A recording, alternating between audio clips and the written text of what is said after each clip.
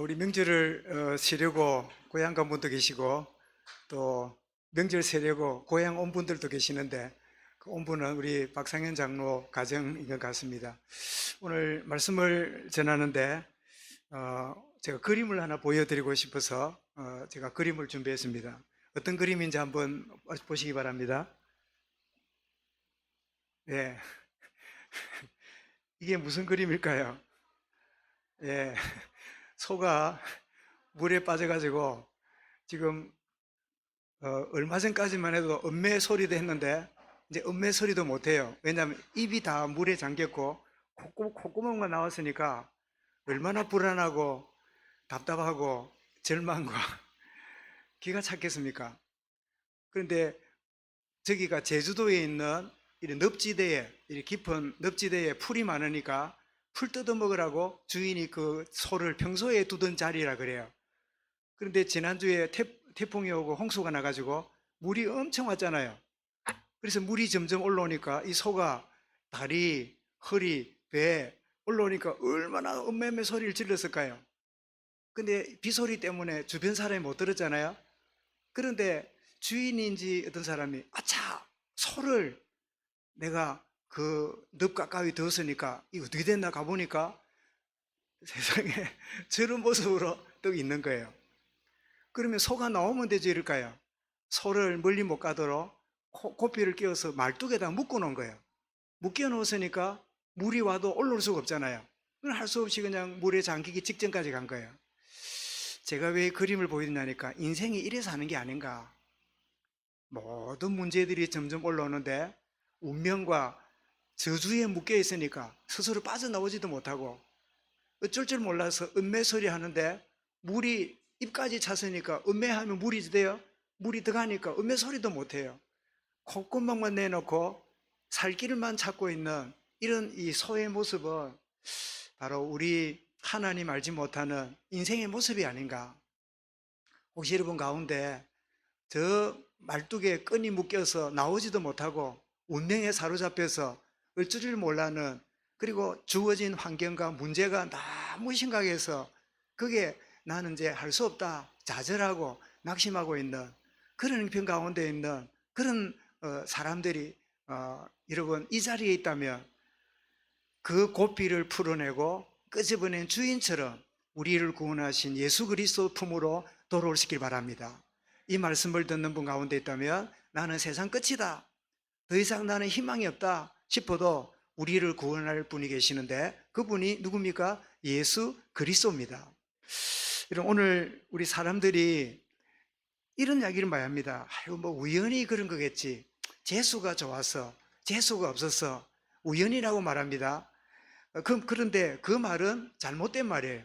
어떤 사람도 이럽니다. 다 운명 정해져 있어서 운명 때문에 그런 거다 이렇게 말하는데 그것도 속임수예요. 왜냐하면 그 운명 그러면 흑암의 군세에 묶여있는 사주팔자에 묶여있는 그런 의미를 담고 있잖아요. 그래서 우리에게 주어진 시간이나 상황들은 하나님의 손길과 인도하심 속에 있다 이렇게 보아야 정확한 복음의 이해입니다. 따라하겠습니다. 나는 하나님의 손길과 인도하심 속에 나는 있습니다. 여러분 이게 복음을 깨닫고 복음 적용하고 있는 하나님의 사람들의 고백이지요. 주님, 나는 힘들고 답답하지만 주님의 손길이 있음을 나는 압니다. 주님이 나를 인도하고 있음을 나는 믿습니다. 요셉이 감옥에서 노예로 살 때 아무리 봐도 해석이 안 되지만 그의 고백이 뭐라고요? 주님, 주님이 나와 함께 계시고 나를 인도하고 계심을 나는 믿습니다. 이 고백이 거꾸로 말하면 요셉이 여호와께서 함께 하심으로 요셉이 형통하였더라 이런 성경은 기록하고 있잖아요. 여러분 오늘 본문은 빌립보 감옥에서 풀려난 다음에 그 간수 가족이 다 구원받는 역사가 일어난 다음에 바울은 이제 빌립보에서 더 남쪽으로 내려오는데 성경에 보니까 뭐랬습니까? 암비볼리와 우리 장로님 경주에서 남쪽으로 이렇게 한 100km 좀 내려오면 어디쯤 됩니까? 부산쯤 됩니까? 부산쯤 된다고 보면 됩니까? 그렇겠죠? 우리 이제 경주가 이 해안 도시라 볼 수 있으니까 경주에서 100km쯤 내려오면 부산이 있고, 좀 더 오면 어디입니까? 한 5, 60km 오면 진해가 나오지요. 빌립보는 중간지대고, 암비볼리, 그 다음에 아볼로니아는 남쪽 지역으로 내려오는데 그 거리가 한 100km쯤 돼요. 지금이야 자동차 타면 100km 같으면 1시간 한 2, 30분, 우리 박상현 장로 밟으면 1시간 안 돼가 올 수도 있겠지만 그 정도지만 옛날에는 전부 다 걸어 다녔잖아요. 그러니까 아마 적어도 하루는 걸리는 그런 기간인데, 제가 지도를 준비했는데요. 자, 오른쪽에 안디옥에서 출발했지요. 2차 전도 여행.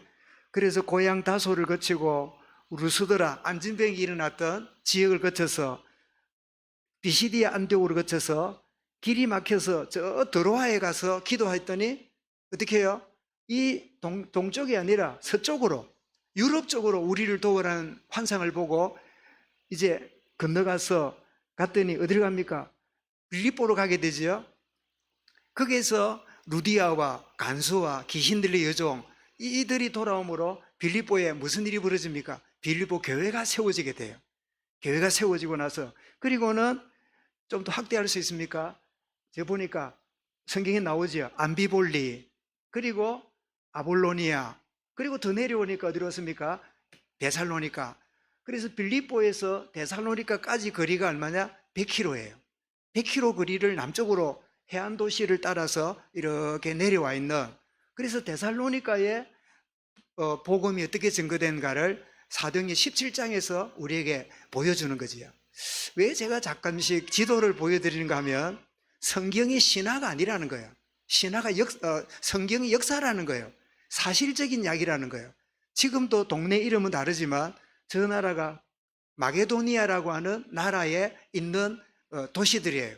지금은 이름이 달라졌지만 성경에는 이렇게 되어 있기 때문에 빌립보에서 암비볼리, 아볼로니아, 그리고 데살로니가, 그리고 나서 데살로니가에서 그 유명한 어디로 가죠? 베레아는 다음 주에 보게 되겠지요. 이렇게 내려오는 그런 해안 지역을 따라서 이렇게 내려오는, 사실은 옛날의 도시들은 주로 어디에 거했습니까? 가능하면 해안에 거했어요. 바닷가에 있으므로 먹을거리도 좋고 다니기도 편하고, 또 어떻습니까? 적군이 오면 배 타고 도망가기도 쉬우니까 해안을 따라서 도시 문명이 발전됐잖아요. 그래서 바울이 데살로니가에 가서 이제 복음을 전가하는 증인이 되는데, 성경을 뭐라고 했습니까? 회당에 들어가서 복음을 전했더니 놀랍게도 같은 복음 들었는데요, 상반된 두 가지 반응이 일어납니다. 어떤 사람은 바울의 복음을 찰떡처럼 그 말씀을 받는 사람이 있는가 하면, 그 말씀을 받았는데 그 말씀에 대해서 극렬하게 저항하고 반대하고 시기하고 바울이 더 이상 거기에 있지 못하도록 쫓아내는 이런 깡패까지 동원해가지고 복음을 반대하는 이런 인생이 있는 거예요. 여러분 참 신기하죠?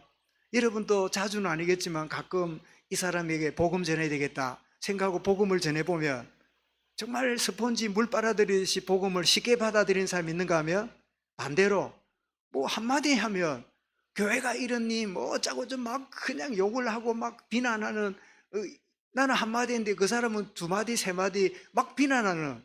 여러분 이 명절이니까 친척들이 모였을 때 교회 얘기만 나오면 막 열불을 받아가지고 시시거리는 그런 사람들을 여러분 보지 않았습니까? 희한하죠? 누가 뭐 때렸습니까? 꼬집었습니까? 뭐 내나랬습니까?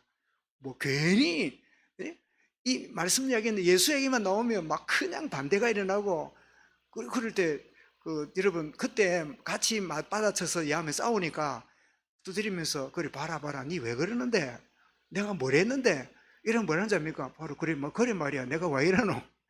흑암이 역사하는 거예요. 그죠? 어둠이 역사하니까 지도 모르게 그냥 버글버글하고 온갖 생각과 들은 이야기들이 올라오는 거지요.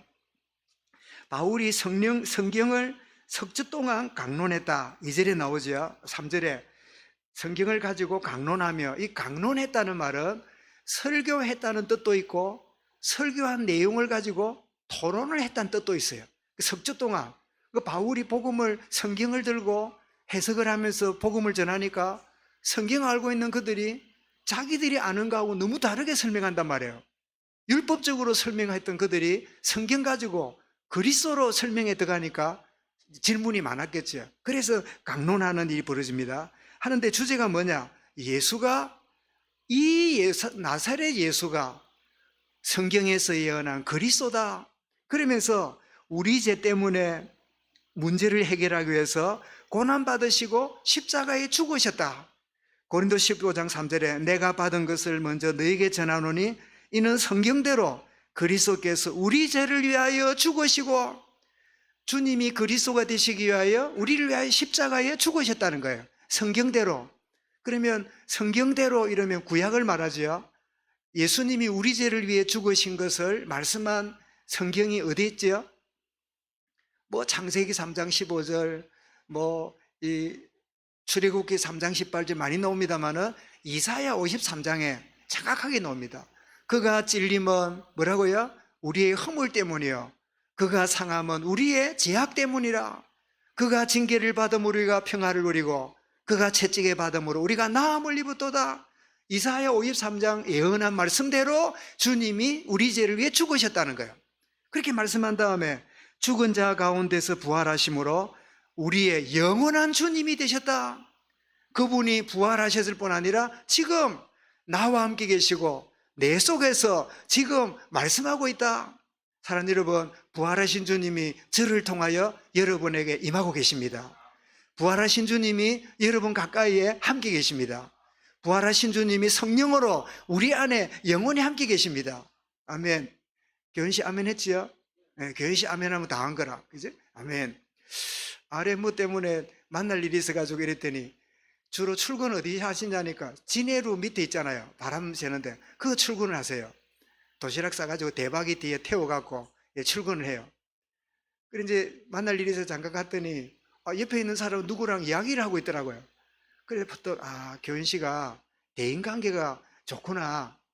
내 같으면 낯선 사람 이야기 힘들 건데 뭐를 주고받고 이야기를 하더라고요. 그분 친구입니까? 누굽니까? 하여튼 뭔지 막 다른 분은 이야기를 해요. 그래서 교인씨가 복음만 조금 더 진하게 들어가면 봐라 내 최근에 내가 너무 기쁜 소식을 얻었는데 니도 한번 들어볼래?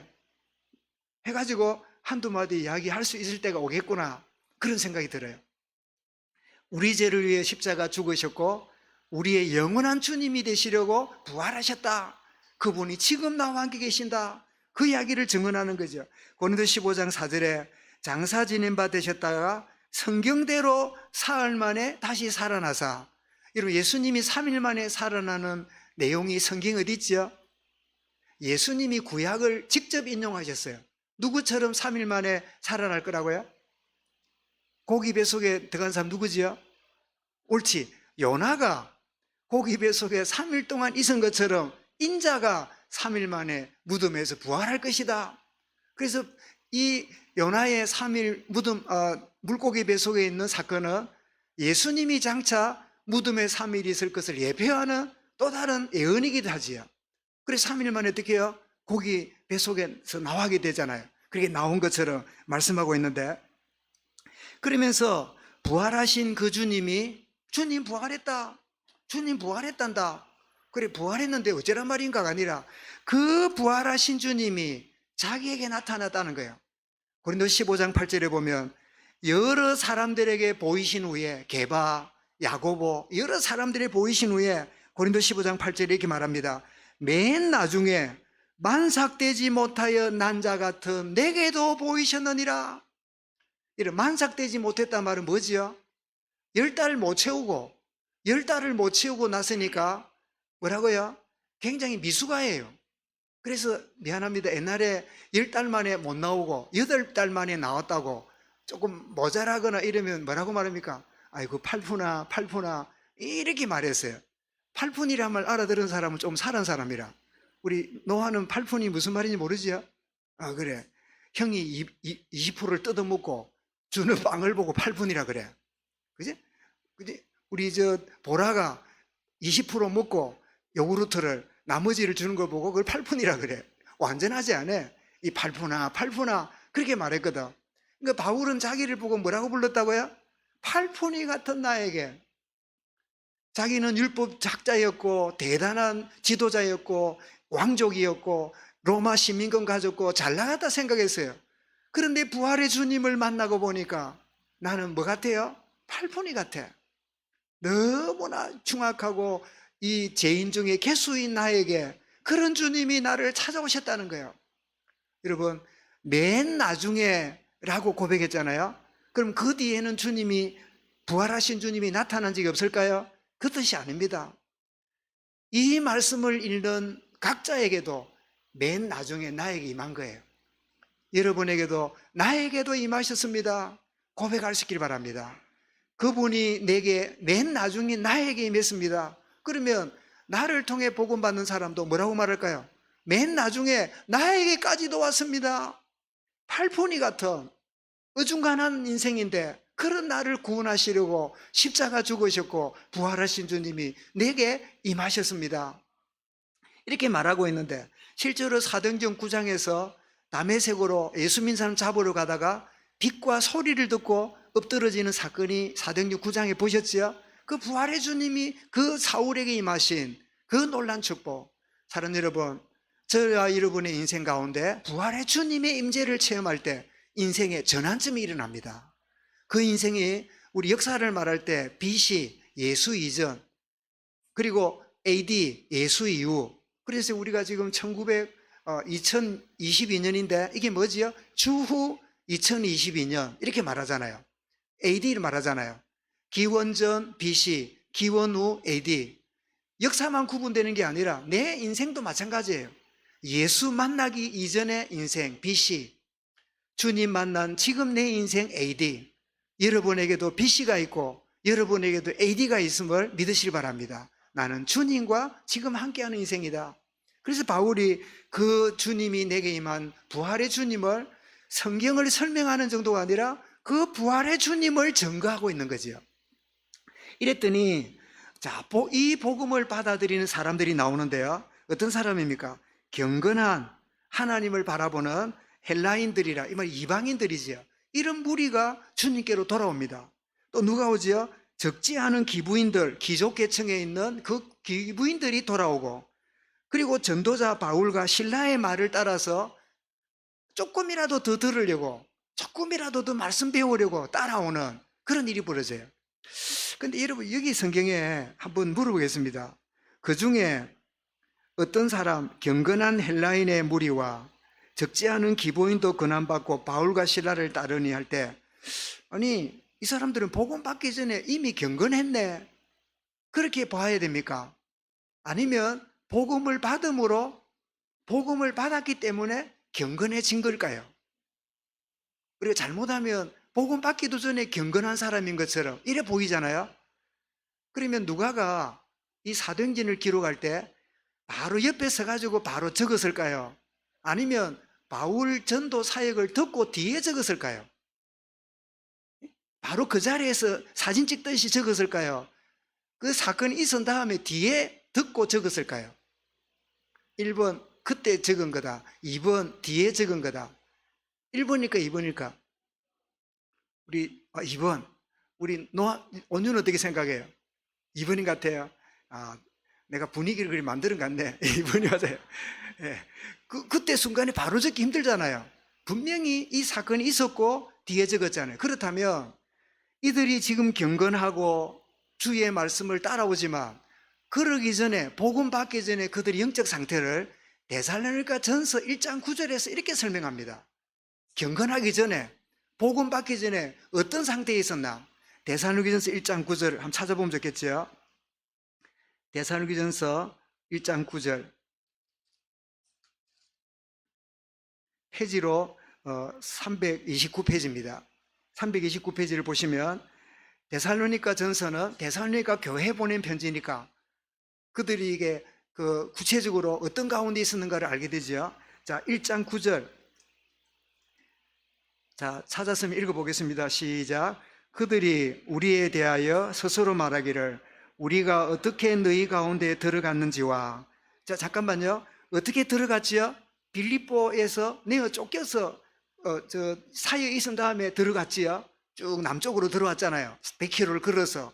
그런데 그들이 어떤 가운데 있다고요? 계속 읽습니다. 너희가 어떻게 우상을 버리고 하나님께로 돌아와서 살아계시고 참되신 하나님을 섬기는 자와. 그러면 이 경건한 자 이전에 그들은 뭘 쫓아다녔지요? 우상 숭배하는 자들이었어요. 귀족들은 가진 게 많으니까 우상 숭배를 작게 할까요, 많이 할까요? 더 많이 합니다. 이런 부자들이 제사를 크게 합니까? 가난한 사람이 더 크게 합니까? 부자들이 더 크게 해요. 여러분, 조선시대에 이성계가 이하도 해군을 함으로 고려를 무너뜨리고 조선을 세웠잖아요. 조선을 세운 다음에 이성계는 왕실을 죽이고 이시조선을 세웠기 때문에 이성계는 항상 시달리는 게 있었어요. 왜냐하면 왕을 없앤 반역자라. 그래서 이 반역자로서 왕이 됐기 때문에 이 태조 이성계는 늘 정통성에 대한 불안감이 늘 있었어요. 어떻게 하면 백성들에게 자기가 왕이라는 걸 인정할까 하다가 그 고려시대에, 신라 고려시대에 제사를 누가 지냈는가 하면요, 귀족들만 지냈대요. 우리는 좋은 조상 만나가지고 우리는 귀족적으로 산다. 그 서민들은, 양민들은 제사가 없었대요. 부자들이나 출세한 사람들만 지킨 게 부자였대요. 그러다가 이 이성계가 가만히 보니까 정도전에 아이디어를 얻은지 몰라도 백성들에게도 제사 문화를 심었다는 거예요. 제사 문화를 심는데 그 중에 보시죠. 대추가 씨가 몇 개입니까? 대추 봤어요? 대추 씨가 몇 개예요? 잘 모른다. 씨까지 다 먹는 것 같다. 대추가 씨가 하나지요. 그래서 왕은 하나라는 거예요. 여러분, 제사가 그런 문화가 들어있습니다. 밤이 몇 톨 들었습니까? 보통 3개, 그죠? 2개? 3개. 예, 뭐 하나 있는 놈도 있지요. 뭐 큰 알밤. 근데 대개는 3개 들었어요. 3개가 뭐지요? 삼정성이에요. 영의정, 우의정, 자의정. 그 다음에 감이 씨가 몇 개예요? 감. 잘라놓으면 감 씨가 몇 개예요? 응? 씨가 몇 개예요? 감. 예, 감 씨가 6개입니다. 6조 대판사를 만들어가지고 6조라는 말 들었지요? 형조, 뭐 이래가지고. 그러니까 제사 문화에 이 조선시대의 정치 형태를 깔아가지고 사람들 마음속에 대추씨가 하나, 왕은 하나다. 또 이 밤을 보면서 삼정성이다. 감을 씨앗을 6개를 보면서 6조 판서다. 이런 문화를 만들고, 그리고 뭐 오른쪽에는 뭘 하고, 물론 중국에 있는 제사 문화를 가져왔지만 그거를 적절하게 가져와서 모든 국민들도 제사를 지내게 만들어서 거기에서 와, 왕이, 우리도 그때 당시에는 평민들은 제사 지내면 안 돼요. 벌금해야 돼요. 귀족들만 했는데 이 왕이 다 제사 지내게 해주니까, 그래, 우리 조상도 잘났네. 니만 잘났나? 우리도 잘났다. 그러니까 제사 문화를 가지고 이 태조가 자기의 이 정통성을 무마시키는 이런 일을 한 게, 이 무당으로 있다가 돌아온 어떤 분이 적어놓은 글을 보면서 제가 물어보셨어요. 여러분, 정치인들은 국민들의 시선과 생각을 다른 데로 옮기려고 많은 일을 합니다. 전두환 때는 뭐 했지요? 국풍 80일 해갖고요, 온 대학생들이 구판에 들어가도록 만들고, 그리고 이 데모하는 젊은이들을 에너지를 다른 데 쏟아야 되겠다 하고 만드는 게 뭐지요? 82년부터 프로야구를 만들었어요. 이래가지고 관심을 다른 데로 끌도록 그렇게 만드는 게 정치인들이 하는 일이거든. 이런 것처럼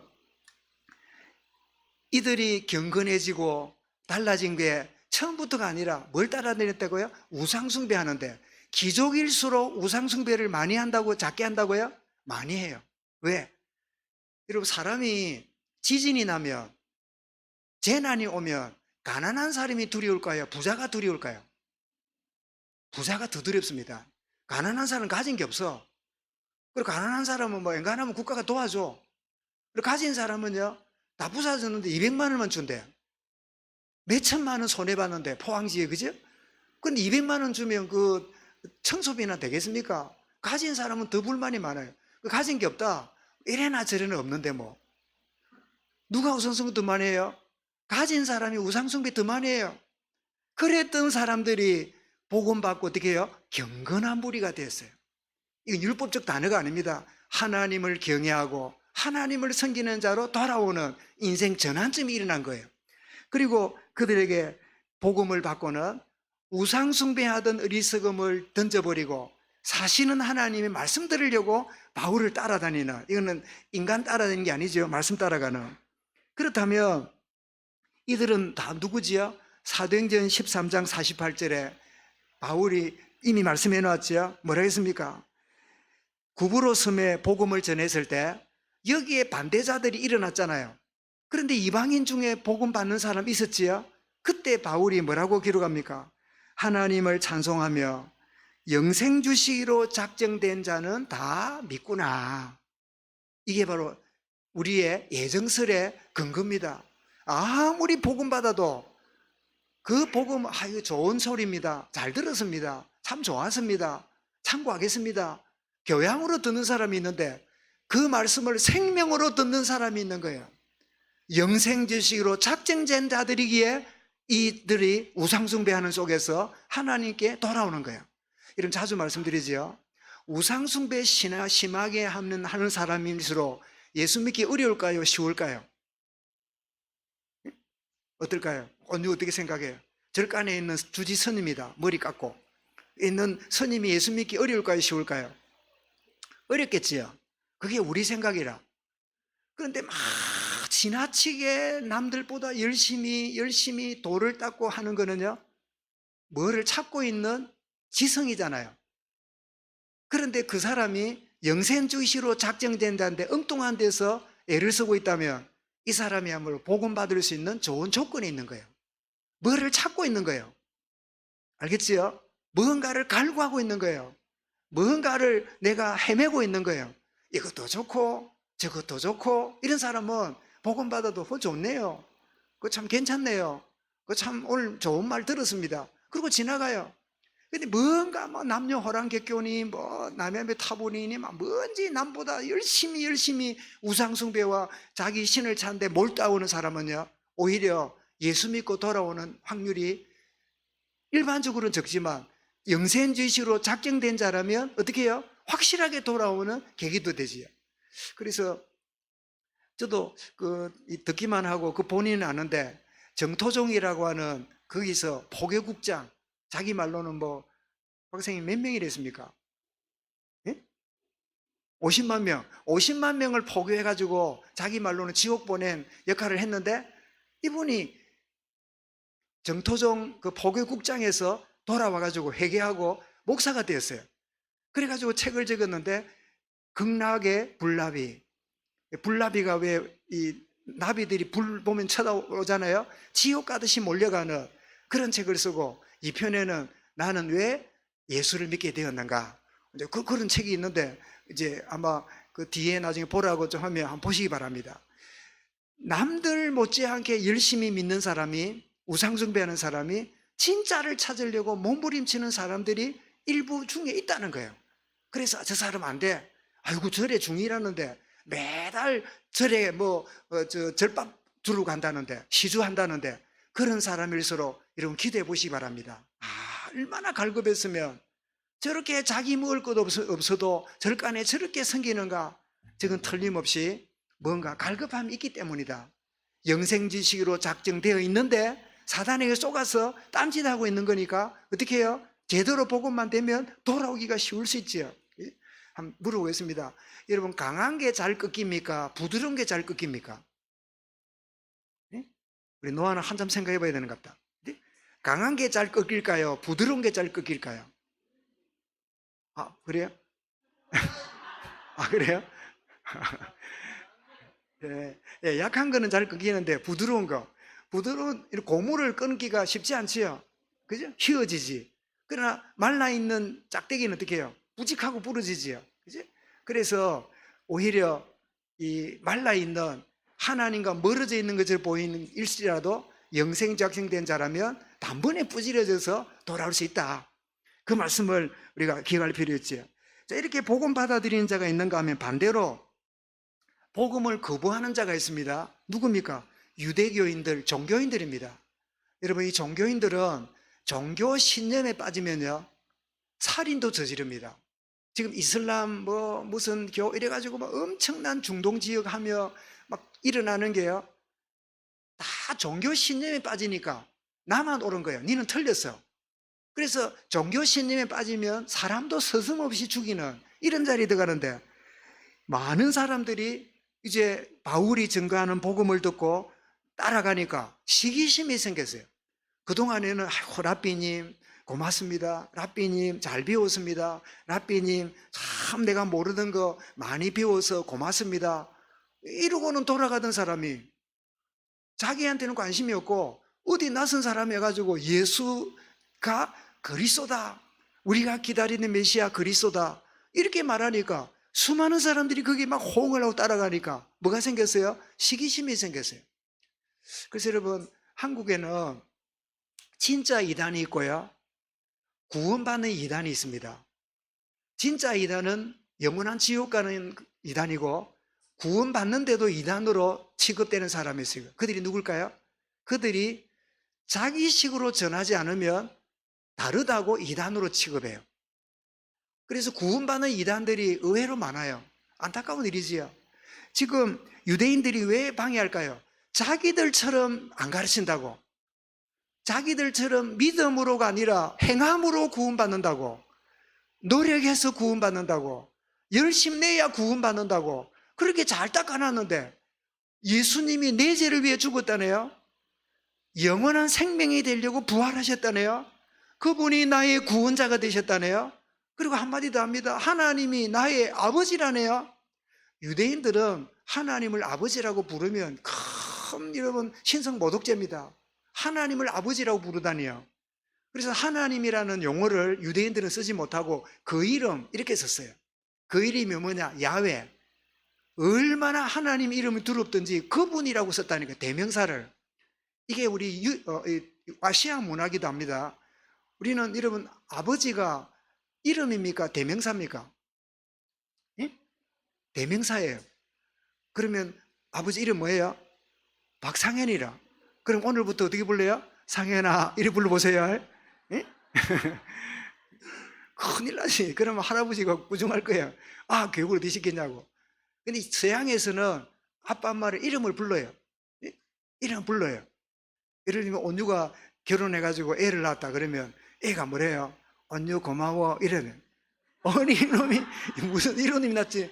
이게 유교 문화에 있는 우리는 이해가 안 돼요. 친밀할수록 이름도, 예를 들면 그 우리 박상현 장로 이름이 이름이 로버트다. 로버트 하면 로버트를 안 하고 이름을 애칭으로 롭하고 짧게 불러요. 그만큼 가까울수록 이름을 부르고 단축해서 부르고 가까이 부르는 그런 문화가 있는데, 우리는 어떻습니까? 조심스러울수록 대명사를 많이 써요. 큰아버지, 작은아버지, 뭐 고모, 이모, 뭐 하여튼 막 이 성수 따지는 게 너무 복잡해. 예? 얼마나 복잡해. 아저씨 하면 다 될 일을 막 큰아저씨, 작은아저씨, 뭐 사돈이 팔촌이, 뭐 사촌이니 팔촌이니 칠촌이니 뭐 육촌이니, 그것도 외자붙고 친가 붙고 뭐 이러니까 뭐 정신이 없어요. 이런 젊은 세대는 물어갖고 천수 따져보라면 8촌까지 찾아보는 사람 많이 없을 거예요. 얼마나 복잡한 일이에요. 시기가 가득했어요. 왜? 자기들처럼 안 가르치니까, 사람들이 따라가니까. 자기들 소리 질러도 사람들이 따라가니까 물리적인 방법으로 깡패를 불렀어요. 깡패를 부를 때 공짜로 불렀을까, 돈을 줬을까? 예? 깡패들은 돈을 줘야 움직이지, 먹거리 줘야 움직이지, 그냥 합니까? 힘쓰는 놈들인데 돈을 주가지고요 깡패를 동원해 온 성을 뒤집어 놓습니다. 온 성을 뒤집어 놓고는, 그때 석주 지난 다음에 벌어졌지요. 그때 야손이라는 사람이 해당장인데, 이분이 바울과 실라에게 복음 전할 수 있는 기회를 주고 이랬는데, 이 야손이 이것 때문에 이런 일이 벌어졌다. 야손을 잡자. 야손의 집에 있을 거야. 그때 아마 바울이 그 야손의 집에 있다가 하나님이 알려줘서 아까 봤던 베레아로 남쪽으로 보낸 것 같아요. 가보니까 바울 신라가 없어요. 없는데 누구만 있어요? 야손만 있거든.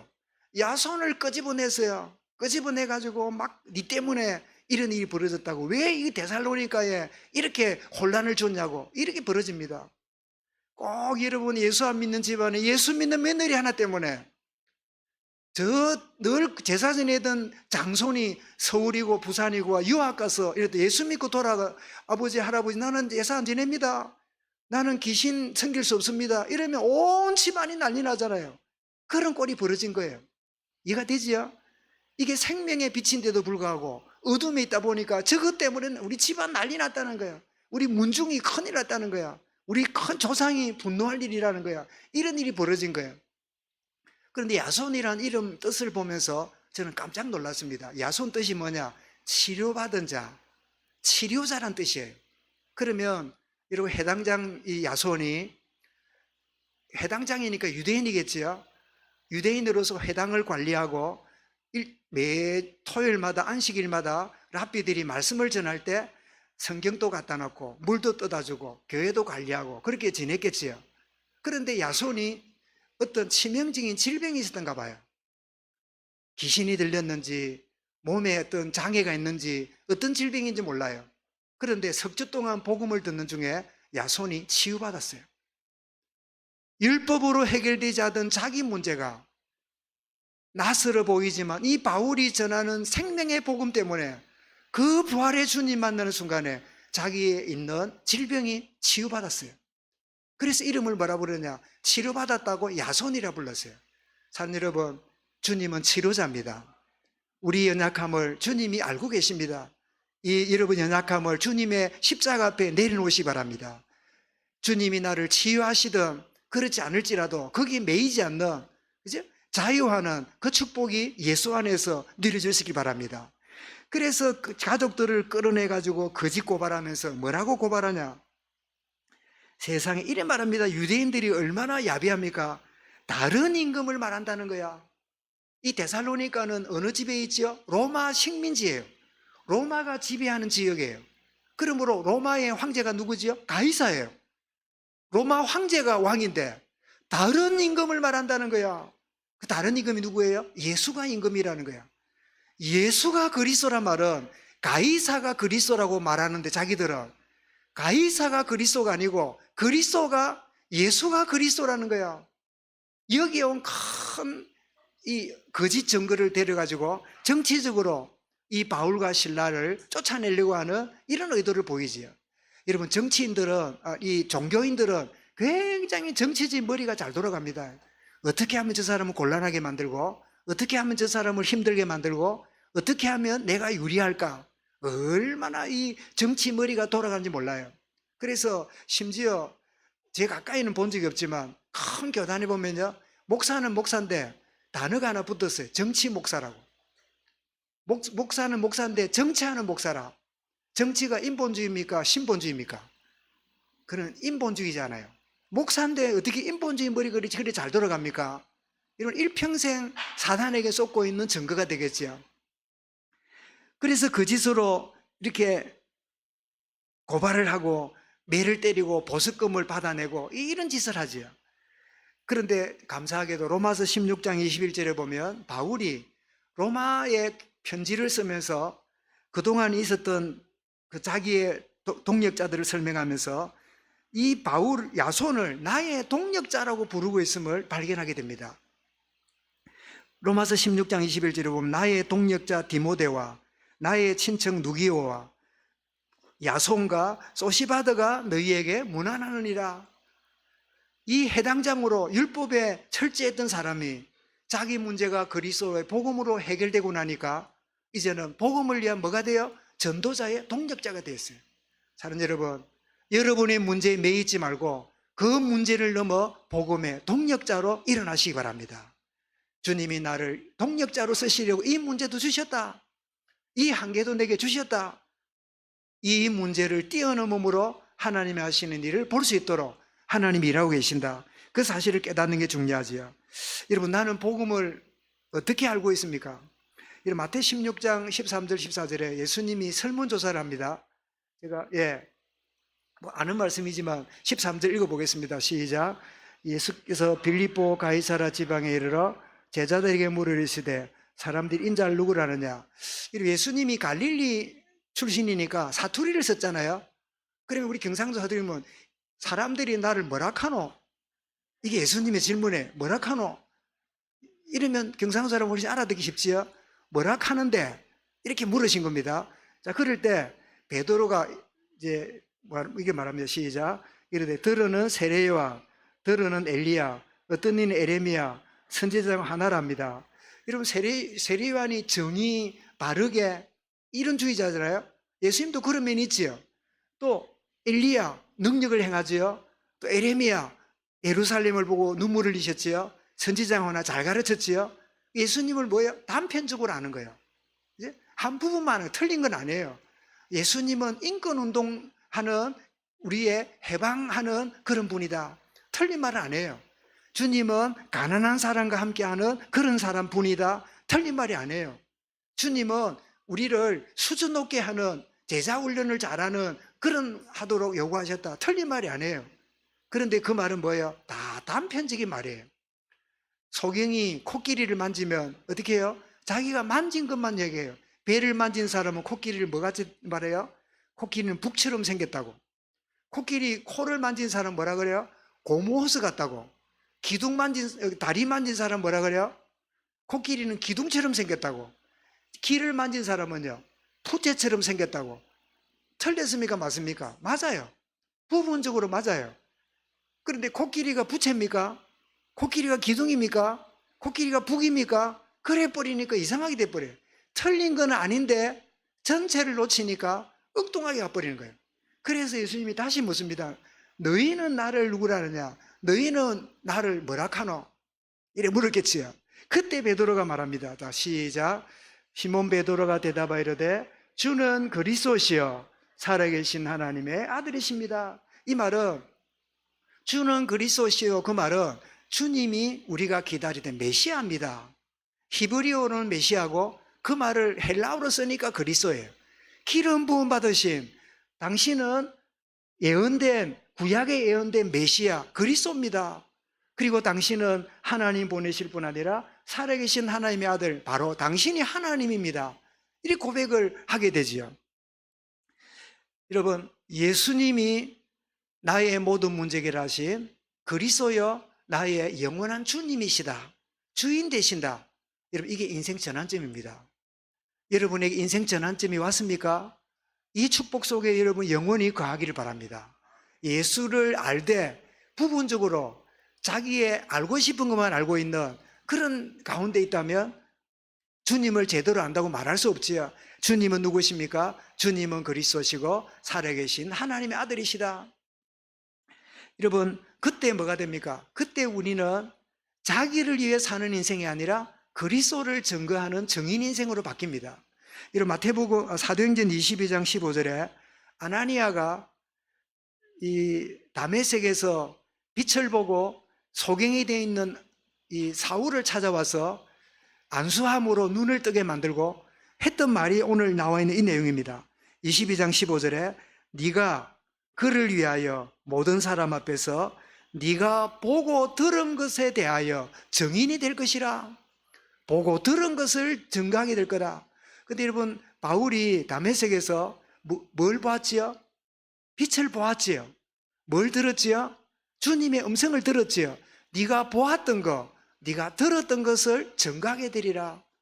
여러분, 사람들은 말을 할 때요, 내가 듣고 보는 것 외에 말하지 않습니다. 영향받은 것을 자기도 모르게 말하게 돼요. 여러분, 나의 인생은 어떤 인생이지요? 정인 인생입니다. 저와 여러분은 불신앙을 증거하고 살든지 세상을 증거하고 살든지 뭔지 모르게 뭔가를 증거하고 삽니다. 뭔가를 자랑하고 뭔가를 의시되고 삽니다. 내 인생은 주님 다른 자랑이 아니라 그리스도를 증거하는 정인 인생으로 주여 나를 세워주옵소서. 이 축복의 은혜가 저와 여러분이 있기를 주의 이름으로 축원합니다. 감사합니다. 주님, 내게 임한 그리스도를 증거할 때 생명의 주님을 만난 사람들을 통하여 데살로니가에 교회가 세워지며 이들을 통하여 복음의 증거가 일어나게 된 것처럼 우리의 생애가 예수가 그리스도임이 진정으로 깨달아짐으로 정인 인생으로 살아가는, 예수가 그리스도임을 증거하는 정인 인생으로 살아가는 우리 모든 생애 되어지도록 은혜 더하시고 역사하여 주시옵소서. 주 예수 그리스도 이름으로 기도드리옵나이다. 아멘. 우리 함께